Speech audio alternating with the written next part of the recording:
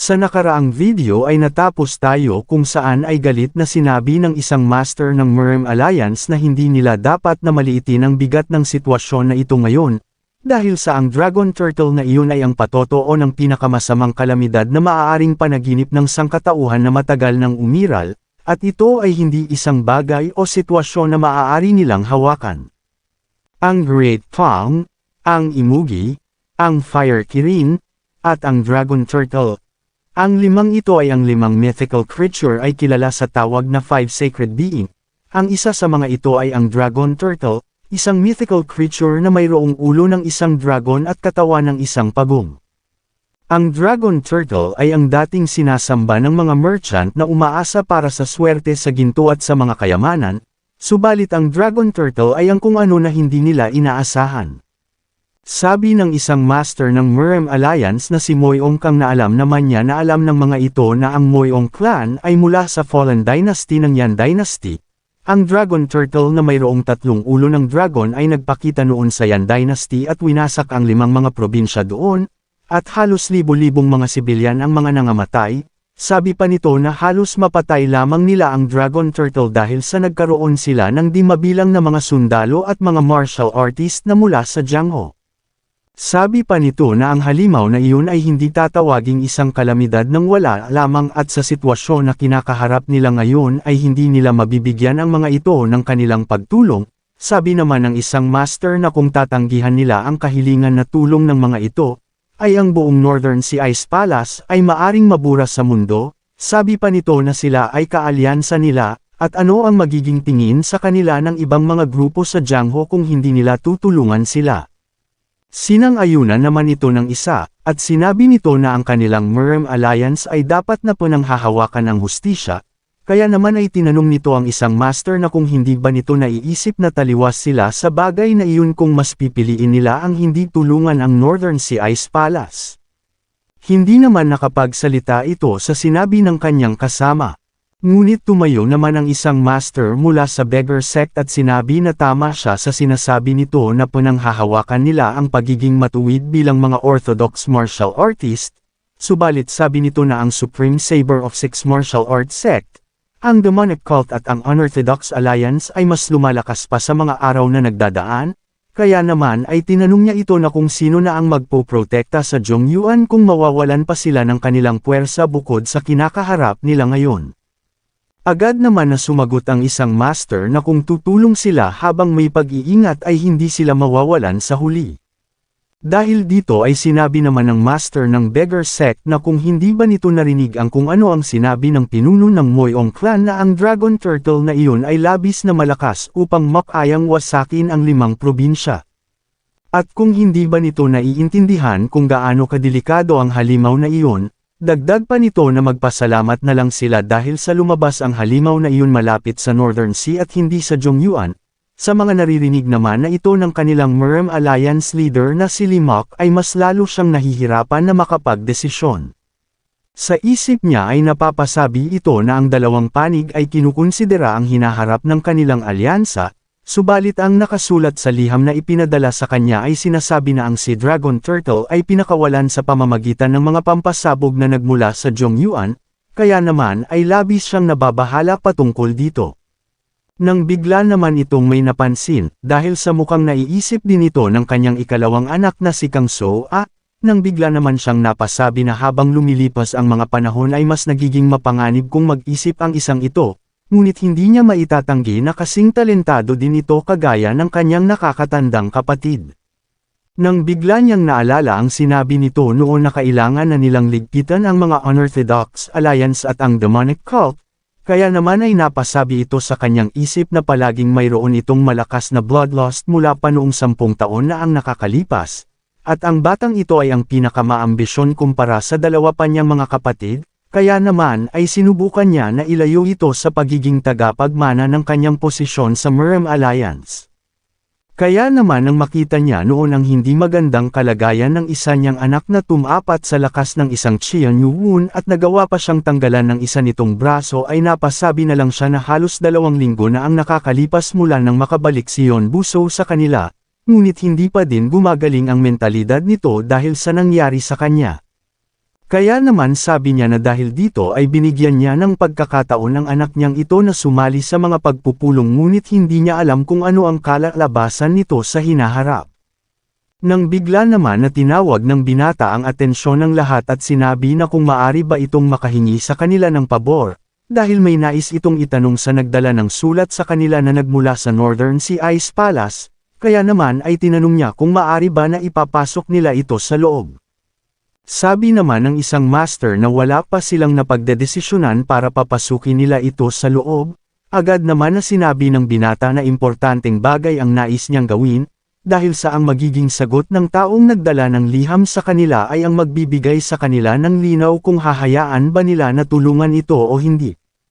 Hindi din nagtagal ay agad na nilang pinagbigyan ng kahilingan ng binata at agad na pinapasok ang may dala ng liham na mula sa Northern Sea Ice Palace. Nang makapasok naman ito ay sa isip niya ay napapatanong ito na kung nagkaroon na ba sila ng pinal na desisyon para sa kanilang kahilingan sa mga ito. Nang bigla naman na nagsalita ang binata at sinabi sa naghatid ng liham na may nais itong itanong sa kanya, sabi nito na nabasa niya sa lihan na nakasaad dito na nagsagawa sila ng paghahanap sa Divine Relic Underground at ang Ice Stone ay nawasak din dahil dito. Dagdag pa ng binata na kahit pa alam nila na ang Dragon Turtle ay buhay pa. Sa isip naman nito ay sinabi na niya sa kanila na ang bagay na ito ay kailangan ng madaliin ngunit hindi pa din sila nakakagawa ng kanilang desisyon, kaya naman ay agad itong sumagot at sinabi na halos 100 taon na din ang nakalipas mula nang maikulong ang Dragon Turtle sa Ice Stone, kaya naman ay inakala nila na sapat ng panahon iyon upang ang Dragon Turtle ay mawalan na ng kanyang buhay. Dagdag pa ng binata na nangyari ang pagkakawala ng halimaw na iyon dahil sa mga pampasabog na nagmula sa Zhongyuan, na agad naman na sinang-ayunan ng may dala ng liham sa kanila. Sabi ng binata na medyo naguguluhan siya sa bagay na iyon, kaya naman ay tinanong nito kung maari ba niyang sabihin kung kanino mismo nanggaling ang mga pampasabog. Sa nangyari ay agad naman itong nagtanong sa binata na kung bakit nito nais na malaman ang patungkol doon. Kaya naman sinagot siya nito na ang mga pampasabog na ginamit ay kailangang labis na malakas upang magawang masira ang lugar kung nasaan ang Dragon Turtle at nakakulong, at ayon sa nakasulat ay sinabi dito na ang mga pampasabog ay nagmula sa Zhongyuan. Ngunit sabi pa nito na ang ganong kalakas na pampasabog ay mahahalin tulad sa True Heavenly Lightning na kung saan ay pagmamay-ari ng kanilang gobyerno, at ang paggamit nito sa labas at walang pahintulot ng mga namamahala ay ipinagbabawal. At kahit pa sila na Merm Alliance na labis na malapit sa mga namumuno ay hindi maaring dumampi ang kanilang mga palad doon. Sa mga sinabing iyon naman ng binata ay ang lahat ay biglang napahinto, sa isip naman ng kanilang Merm leader na ang Supreme Saber of Six Martial Arts Sect ay nagplanta din ng napakaraming True Heavenly Lightning sa underground sa naganap na treaty ceremony, at ito ang kanyang kanina pa na ikinakabahala. Nang bigla naman na nagsalita ang nagdala ng liham at sinabi na hindi nito nais na pag-usapan ang patungkol dito dahil sa isa itong internal conflict sa loob ng gobyerno ngunit mukhang wala na siyang mapagpipilian pa, kaya naman sabi nito na nakuha nila ang lahat ng mga pampasabog sa isang hindi kilalang organisasyon sa loob ng Zhongyuan, at sila mismo ang nagdala ng mga iyon sa kanila. Tinanong naman ng binata na kung anong organisasyon ang tinutukoy nito. Ngunit sumagot naman ang lalaki at sinabi na hindi niya alam ang pagkakakilanlan ng mga ito, at ang pagkakaalam lamang nila ay ang organisasyon na iyon ay isang sect sa Zhongyuan sa Jiangho at mayroong mga koneksyon ang mga ito sa kanilang mga elder sa Ice Palace. Sabi pa ng mga ito sa kanila na hindi sila maaring magpakilala dahil sa ang mga pampasabog na dala nila ay ipinagbabawal sa Zhongyuan. Sa pagtataka naman ng binata ay tinanong niya ito na kung ang nais ba niyang sabihin ay tumanggi ang kanilang mga elder na sabihin sa lahat ang pagkakakilanlan ng mga nagdala ng pampasabog sa kanila. Sabi naman ito na hindi na nila pa malalaman dahil sa ang elder na kanyang tinutukoy ay wala na sa kanila, dahil ang kanilang palace master at ang elder ay namatay na sa pamamagitan ng pagkakaipit sa ilalim ng Ice Stone kung saan naruroon ang Dragon Turtle. Sa isip naman ng Merm Alliance leader na ito pala ang dahilan kung bakit ang selyo sa liham ay hindi ang sa Palace Master ngunit kagaya lamang, kaya naman ay napasabi na lang ito na hindi niya inaasahan ang balitang iyon. Sabi naman dito ng lalaki na naiintindihan niya ang sentimento nito, ngunit ang pagkakamatay ng kanilang Palace Master ay hindi dahil sa isang aksidente. Dahil dito ay napatanong naman ang pinuno ng Murem Alliance sa kung ano ang ibig nitong sabihin sa kanila. Agad naman itong may kinuha sa kanyang damit, at agad na inilapag sa mesa sa kanilang harapan. Ngunit nang tignan ito ng binata ay bigla naman siyang nagtaka, kaya naman ay napapatanong siya na kung ano naman ang nakalagay dito. Agad naman na napatayo ang Murem Alliance leader dahil sa labis na pagkakagulat at sinabi na kilala niya ang mga marka ng blade na ito. Sabi ng lalaki na nagawa niyang makopya ang mga sugat ng mga nagawang makaligtas sa lugar na iyon, sa isip ng pinuno na ang mga nakalagay dito ay mula sa Supreme Saber of Six Martial Arts Sect.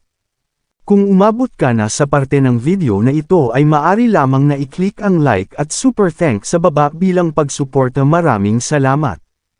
Sa lugar naman ng ating bida sa Demonic Cult Branch sa palasyo, ay pinagmamasdan naman ng dalawa ang mga marka na mayroon sa katawan ng binata, matapos ay nagtanong ito na kung nakikilala ba nila ang mga marka na nasa kanyang katawan. Agad naman na sumagot ang Grand Guardian at sinabi na ito ay mula sa Supreme Saber of Six Martial Arts Sect at ito ay ang Supreme Saber Divine Martial Arts. Sa isip naman ng binata ay napapasabi siya na ang sinabi nito ay ang kamakailan lamang na nabuong organisasyon sa Jiangho, at ito din ang martial art technique na halos ikapas lang ng iba pa niyang mga kasama.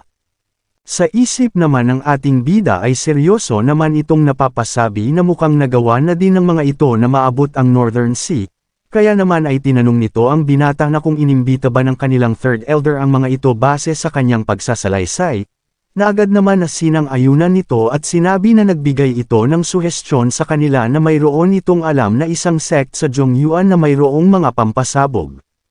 Sabi pa nito na mayroong divine relic sa lugar na iyon na matagal nang nawawala sa Northern Sea Ice Palace, at ang relic na ito ay palaging ipinapasa sa kasalukuyang Palace Master hanggang sa mga susunod na mga tagapagmana. Subalit ang proseso sa pagpunta sa Dragon Turtle ilang daang taon na ang nakakalipas, ay ang Palace Master noong panahon na iyon at ang ibang mga mandirigma ay sinakripisyo ang kanilang mga sarili at nalibing ng sama-sama sa underground cave ng Ice Stone. Sabi pa nito na halos 100 taon na ang nakakalipas mula noon, kaya naman ay inisip nila na ang mythical creature ay patay na. Ang kanilang Palace Master, ang ikatlo at ang ikaapat na elder at ang ilang mga elite warrior ng Northern Sea Ice Palace ay gumamit ng mga pampasabog upang gumawa ng pasukan sa kuweba. Ang mga grupo naman ng Supreme Saber of Six Martial Arts Sect ay ninais din ang sumama sa kanila, at dahil sa ang kanilang ikatlong elder ay nagbigay na ng paggarantiya sa pagiging tapat ng mga ito ay hindi na sila pa nagdalawang isip. Nang madiskubre na nila ang katawan ng Frozen Dragon Turtle sa kailaliman ng kuweba, ay doon na nagsimula ang lahat. Sabi nito na ang grupo ng Supreme Saber of Six Martial Arts Sect ay nagpakita na ng kanilang tunay na kulay. Sabi nito na nagumpisa na silang umatake sa kanila, ang kanilang mga mandirigma na kilala sa kanilang mga martial prowess, ay kalmado na sumagot kahit pa sa biglaang pag-atake ng mga ito sa kanila. Ngunit sabi nito na mayroong isang pangyayari na hindi nila inaasahan, ito ay ang kanilang ikatlong elder na inakala nilang kakampi, ay nagawang atakihin ang kanilang Palace Master mula sa kanyang likudan. Sabi pa niya na matapos nito, ay ang kanilang Palace Master ay inatake ng mga tauhan ng Supreme Saber of Six Martial Arts Sect at namatay noong oras din na iyon. Kaya naman ay siya at ang Ice Palace Warrior ay sinubukan na labanan ang mga ito. Ngunit sila ay labis na malakas kumpara sa kanila at wala silang nagawa upang makatagal man lamang. Kaya naman ay inakala niya na ito na ang kanyang katapusan, dahil ang lahat ay nagawa na nilang mapaslang at tanging siya na lamang ang natitira pang buhay, ngunit nang siya ay handa nang tanggapin ang lahat ng mga nangyari, ay sa hindi maipaliwanag na pangyayari, ay ang mga dala ng mga ito na pampasabog ay bigla na lang na sumabog. Kaya naman dahil dito ay ang ice wall ay bigla na lang na nawasak at may isang bagay na hindi inaasahan ang nangyari, dahil sa ang inaakala nilang halimaw na matagal nang nando doon at nagyayelo ay buhay pa pala matapos ng ilang daang taon. Sa nangyari ay bigla na lang na nagwala ang Dragon Turtle, kaya naman ay inatake ito ng lahat ng mga mandirigma ng Supreme Saber of Six Martial Arts Sect, ngunit sa huli ay hindi man lamang nila nagawang mag-ausan ang balat nito, at nagawa silang mapaslang sa pamamagitan ng electric attack ng Dragon Turtle. Subalit sabi niya na may iilan sa grupo ng Supreme Saber of Six Martial Arts Sect, na mga nakasuot ng maskara ay gumamit ng kakaiba at iba't ibang mga klase ng martial arts, at may isa sa mga ito ang labis na malakas, at hindi nito alam kung ang kanilang Palace Master ay magagawang manalo kung makikipaglaban ito dito ng patas. Gayunpaman ay kahit na ang martial master na ito ay walang nagawa sa harap ng halimaw na iyon, at ang dragon turtle na iyon ay totoong isang kalamidad. Kaya naman habang ang lahat ay abala, sinubukan niyang umalis kaagad sa lugar na iyon at mabilis siyang tumakbo palayo nang hindi na lumilingon pa. Sabi pa nito na may narinig siyang malakas na pagsabog habang siya ay tumatakas sa lugar, kaya naman ay inisip nito na ang mga martial artist na may suot ng mga maskara ay naglagay muli ng mga pampasabog upang magawang mapaslang ang malaking dragon turtle. Hindi nito alam kung gaano nakalayo ang kanyang itinakbo. Ngunit bigla na lang niyang narinig na huminto na ang mga labanan kaya naman ay inakala niya na ang lahat sa lugar na iyon ay patay na, ngunit isa lamang iyong delusyon. Dahil maya-maya pa ay may kung anong nangyayari sa sahig, at may kung ano na lang na lumabas mula dito. Kaya naman ang sa pagkakataong nagawang mawasak ng ulo ng dragon turtle ang sahig ay hindi na ito pa nakagalaw, at alam niya sa kanyang sarili na hindi na nito pa magagawang makatakas mula sa harapan ng malaking halimaw. Matapos ay bigla naman na sinugod siya nito, at noong tanggap na nito ang kanyang sasapitan, ay may kung sino ang bigla na lang na lumitaw at inatake ang dragon turtle sa mata nito. Nagtataka naman na nagtanong si Qian Yuwon na kung ang taong nagligtas ba sa kaniya ay mula sa Supreme Saber of Six Martial Arts Sect, na agad naman na sinang-ayunan ng binata, dahil siya ang kanyang tinutukoy na martial artist na nakamaskara na mayroong kakaibang mga kakayahan. Sabi nito na hindi niya maintindihan kung bakit siya iniligtas nito dahil sa ang akala niya ay ito ay mula sa Supreme Saber of Six Martial Arts Sect. Kaya naman nang matapos na atakihin nito ang malaking halimaw, ay sinabihan siya nito na tumakbo na at humingi ng tulong, dahil hindi nila dapat hayaan na makuha ng mga ito ang dragon turtle anuman ang mangyari. Sa nangyayari ay napagtanto niya na hindi niya ito kaaway. Kaya naman ay nagbigay ito ng suhestyon na tumakas na silang dalawa sa lugar na ito, ngunit sinabi nito sa kanya na kailangan pa niyang siguraduhin na ang dragon turtle na ito ay hindi magagawang makalabas ng kuweba. Kaya naman ay ibinigay nito ang identity plaque na ipinakita niya sa mga ito at sinabihan siya na magtungo at hanapin ang pinuno ng Heavenly Demon Divine Cult, at matapos na sabihin ito ay agad na nawala ang taong iyon sa pamamagitan ng pagpasok nito sa butas na nagawa ng dragon turtle.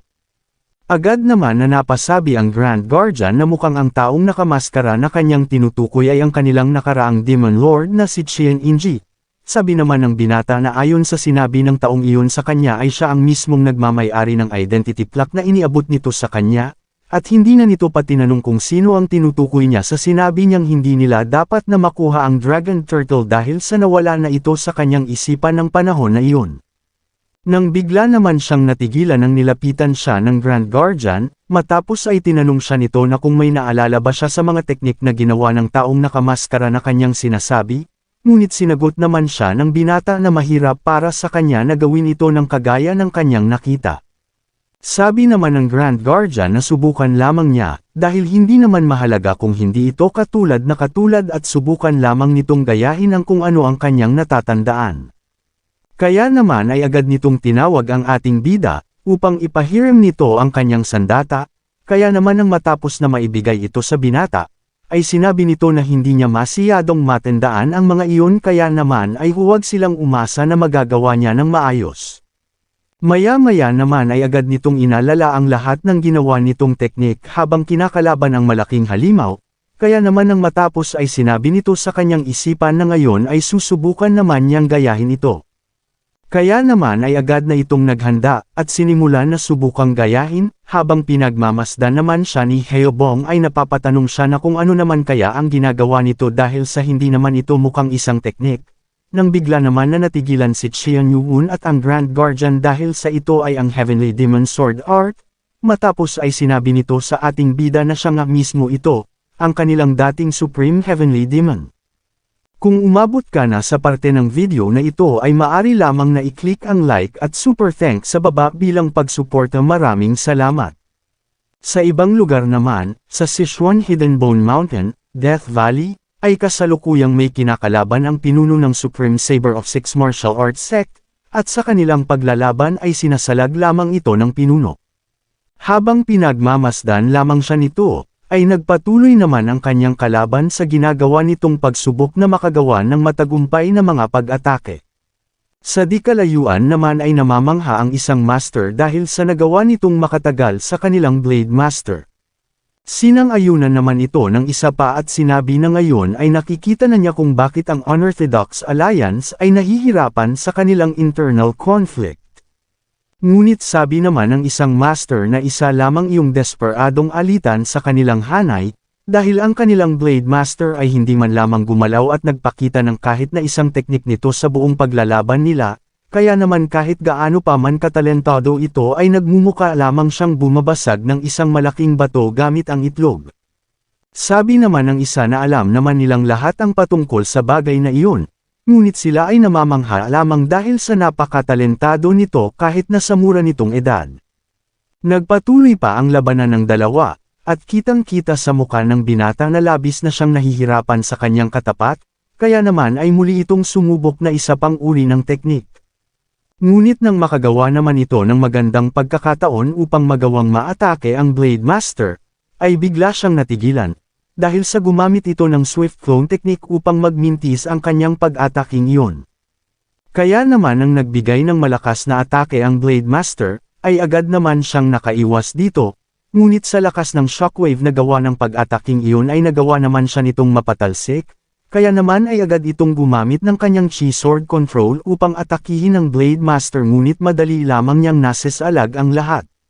Sa isip naman ng isang master ng Supreme Saber of Six Martial Arts Sect, ay maging ang Chi Sword Control ay kaya din na magawa ng binatang ito, at mukhang ang Jiang Ho ay talagang napakalawak, dahil sa hindi nito alam na mayroong kung sino na nasa ganitong edad bukod sa Demon God na si Qian Yuwon na ganito kabihasa sa kanyang mga kakayahan.